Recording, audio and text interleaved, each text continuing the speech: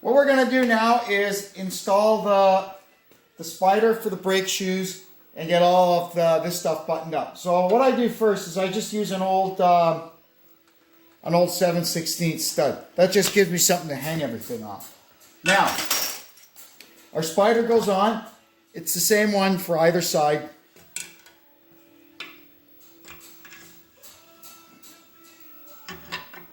And it's got to catch the brake shaft there, which we've done. So once we've got that on, this is very important. I put a little grease around here because there's a little gasket that goes in here, and this gasket is the key to the whole thing. I just put the grease to hold it. Now this gasket seals the back of the seal retainer to the end of the bearing retainer, and that keeps any oil that gets through the bearing into here, keeps it in there. And you can see there's a little channel there in the retainer to allow it to drain back when the machine is turned off. So we just stick that on there like that. Make sure it's centered up. The old ones were cork. This seems to be a neoprene one. In fact, I ordered a pair, and I got one cork one and one neoprene one. Don't ask me. We'll just get it centered up nicely. I might even put a little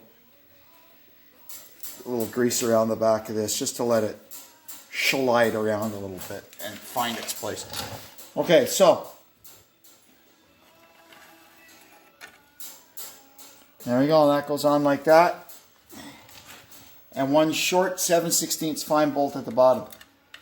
4 of these holes have these long studs that go through them. And the top and bottom one, the bearing retainer, it's threaded. So you put a short bolt in from the back and a short bolt in from the front. That's what holds it together.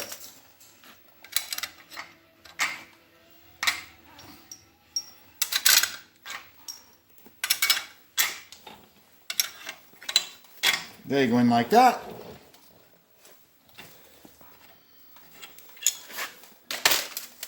And put in our other short bolt. Now let me run and grab a hammer to knock these studs in. Or a nice piece of brass.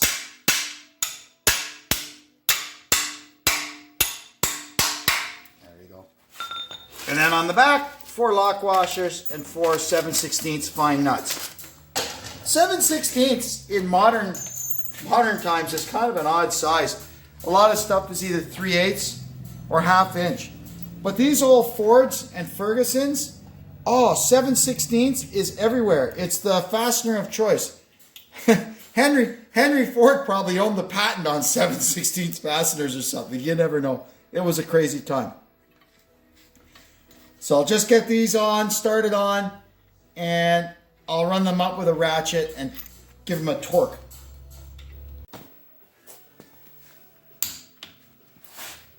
Gonna go ahead and torque these up now.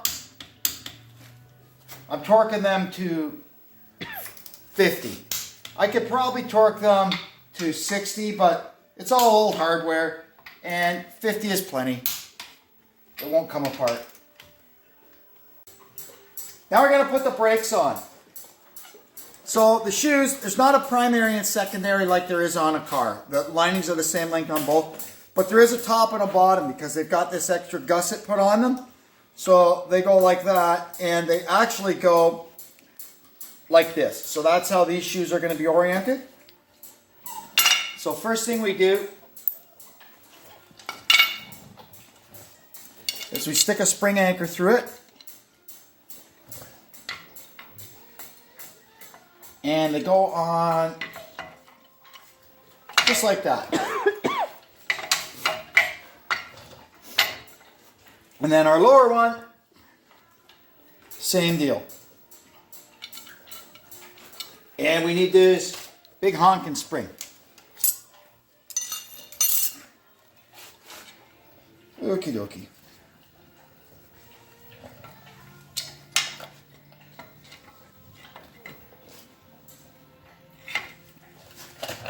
I just usually hold that one up with my knee.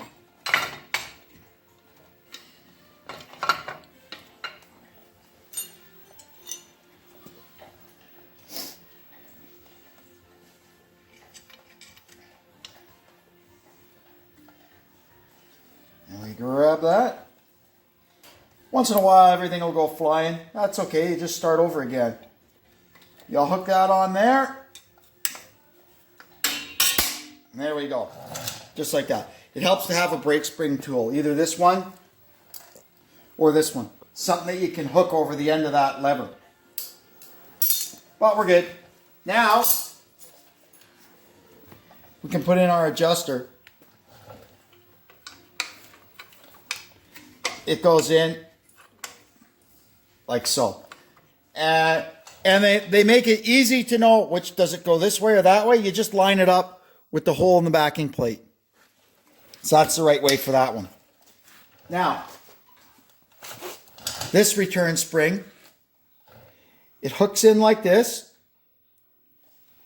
It hooks in behind, and you got to make sure that hook goes through. There, see? And then we stretch it up.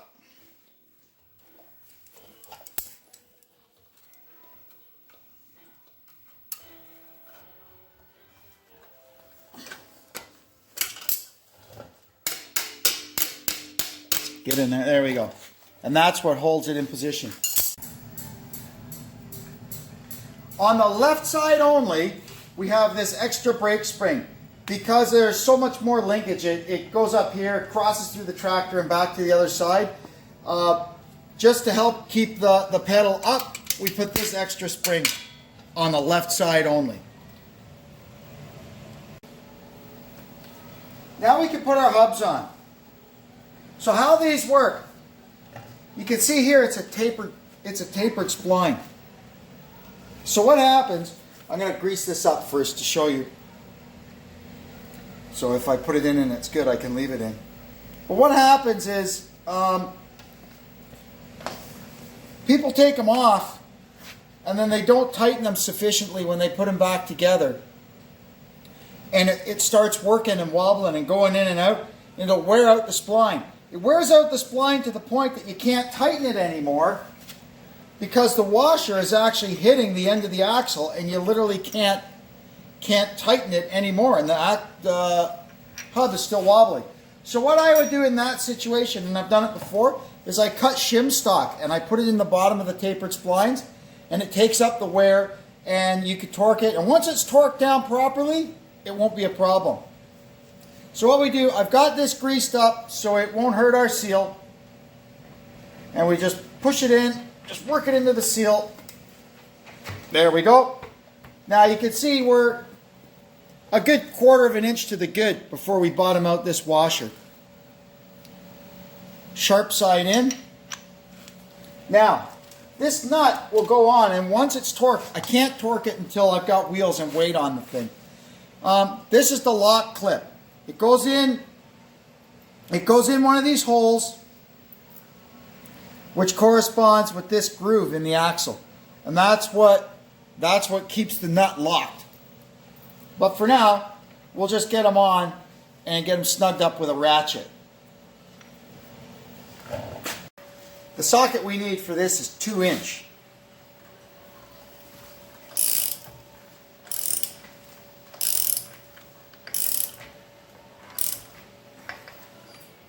Yep, that's pretty good. We can put our brake drum on now. First thing I'm going to do, it's held on with 2 screws. So I'm going to run a tap down there. Like, see that one? That's a little mucked up. I don't know what's worse, the hole or my drill. There we go. It's just about through. I think I probably need a new tap as part of the problem.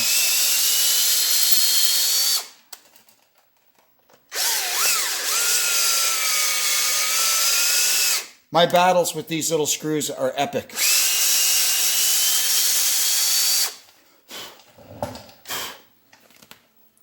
That done. Now we can slide our brake drum over. Get on there, baby. There we go.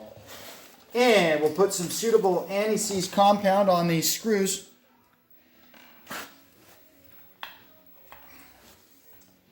So the next guy that does the brakes on this doesn't have to fight with him. You think this will ever get another brake job? I don't know. The first brakes lasted since 1948. They were right down. When I took this thing apart, they were right down. All the lining material was gone, and they were metal on metal. Full metallic brakes.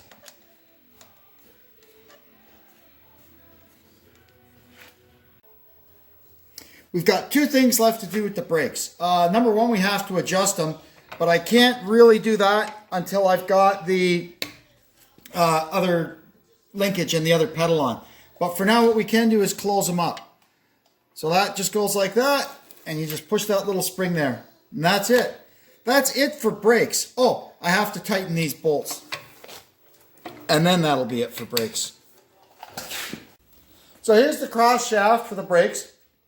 It's also the pivot point for the clutch pedal. So we'll get that in there. Then we'll get our brake pedal on the other side. I believe I need to find a Woodruff key before I can do that. So I'll get our Woodruff key in.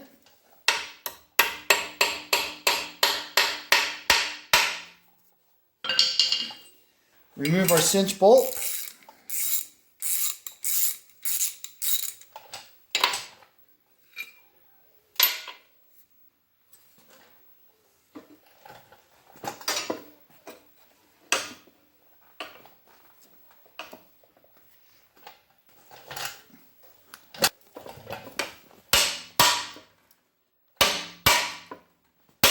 There we go.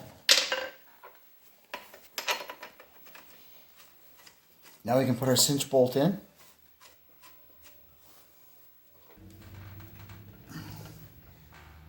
There we go. So we'll get the rod on the other side, then we can get the brakes adjusted. For now, while we're adjusting, I don't put the cotter pins on these clevises.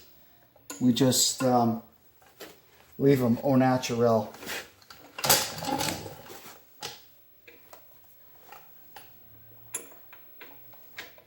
And then once we're finished adjusting everything, then we put the cotter pins in. So, yeah, you see there, you can see that. That's how that works. But you can also see how out of whack it is. So we have to adjust that rod to get the pedal up level. But first we have to adjust the actual brakes. So we'll crank these brakes up till we got them nice and tight, and then we'll back them off a bit. So when it starts to get a little stiff, we just give it a few shots to centralize everything.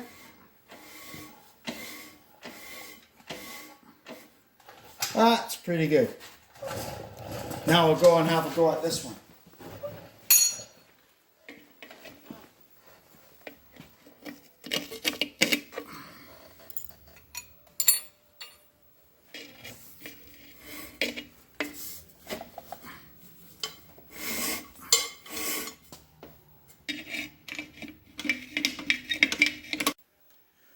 We're starting to get the adjustment sort of coming in. So what I'm going to do now is equalize the pedals, and then I'll do a final adjustment, and we'll probably have to equalize them again. Okay, how's that? Let it fall. Okay, that's close enough for now. Now let me work on the adjustment some more.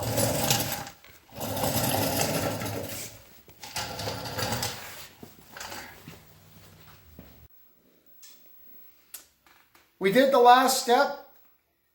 The brakes are all adjusted up and balanced pretty much for what we've got now. I want to get it out and run around a bit and run the brakes in and then we'll do the final perfect adjustment, but it seems pretty good now. The pedals are level. They both work kind of with the same amount of travel.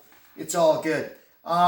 Pretend you don't see the transmission here. That's part of another video, but it had to be installed for me to finish the brake video because the cross shaft goes through it. Anyway, that's all for now. And I want to thank you as usual for tuning in to the Claremont Classic Garage. And we'll see you next time. So long.